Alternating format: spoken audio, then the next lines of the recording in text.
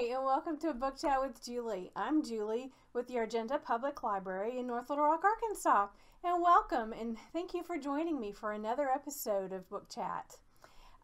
If you are some of my regular Book Chat followers, you know that I've actually been off work for about the last 6 weeks recovering from getting a new knee. So I had knee replacement surgery, and when we normally here in Arkansas have a snow week, maybe 4 or 5 days off or a long weekend because we have snow days and we don't have to go to work, I can easily read 5 books in a week on a snow week. I just fix my hot chocolate. You already know that. I've explained that in other book chats, and I can whip out those books. So in preparation for me getting ready to be off for a little while for knee replacement surgery, this is my to be read pile. These are books that I ordered. The boxes that I've pre-ordered books of, these haven't even been opened yet. Some are things that I've pre-ordered, some are author gifts.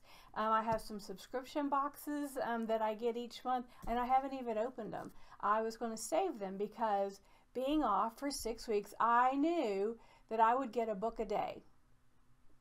No, I'm going to tell you the honest truth. Recovering from surgery, I haven't read a single book. Recovery was a little bit different than I thought it would be getting a new knee, but hey, I'm ready to get back to the library. I'm walking really good, and my new knee is proving out that it was worth it. So, and thank you for the ones that out there that have sent greetings for that, and everything's going good. So what you see here is my April book chat, but it's also going to be part of my May book chat because this is my to be read pile. The one book that I will introduce you to that I have almost finished and I have thoroughly enjoyed, and I hope that you will pick it up from the library, get it on audio if you can. It was a great Audible listen, and it's The Magnificent Lives of Marjorie Post by Allison Pataki. Marjorie Merriweather Post is the heir of Post cereal. Her father invented wheat germ, Postum, and those first cereals that they were introduced, they made their way to New York City and got in with the Astors, got in with the Vanderbilts. I don't know if you've watched on HBO Max the show The Gilded Age.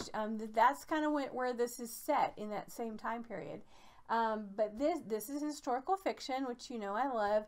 And even though it's fiction, there is a lot of historical research that was put into this book. Her life was just remarkable, and I've enjoyed every single minute of this book. And this is the one book that I think I got all the way through while recovery.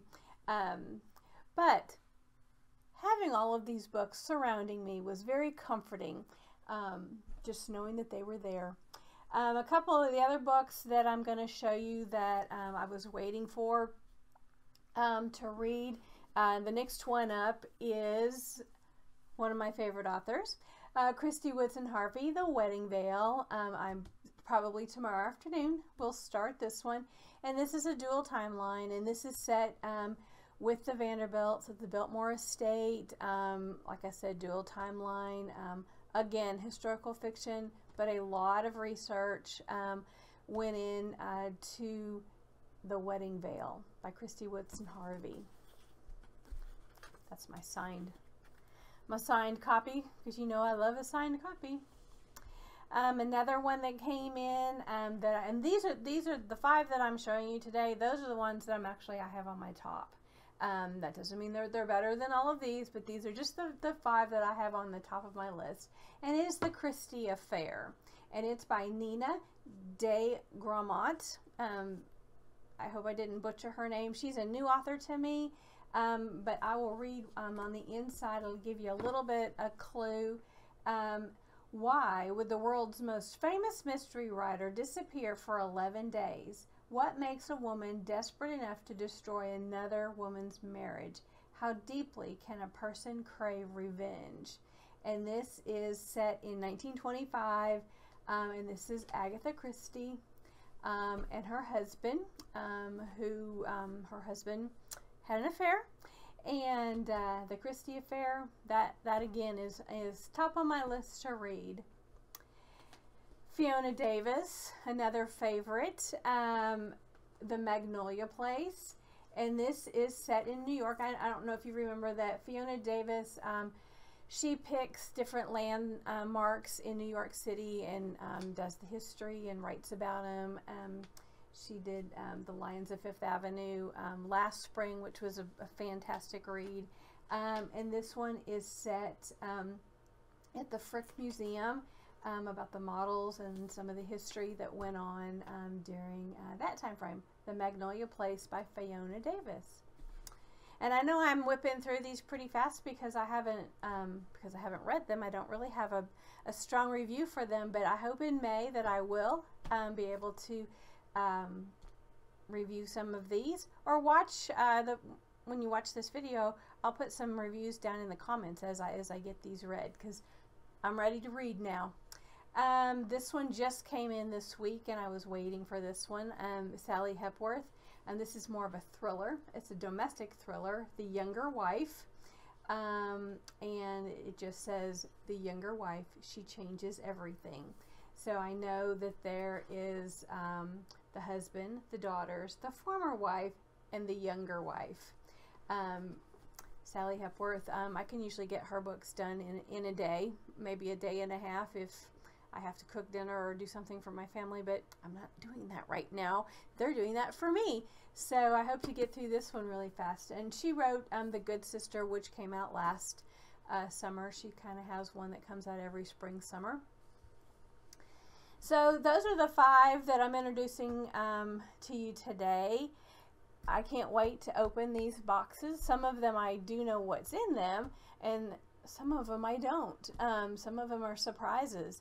And these are all books that I had pre-ordered. I had gotten from the library to keep here so that I could read while I was recovering.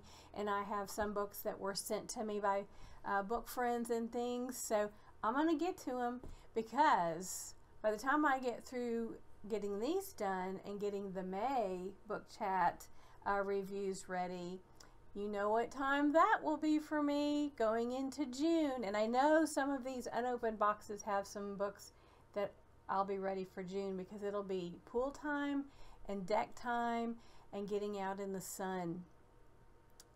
So those are kind of some of my summer reads in some of these boxes, and we all know that I love my outside sun time.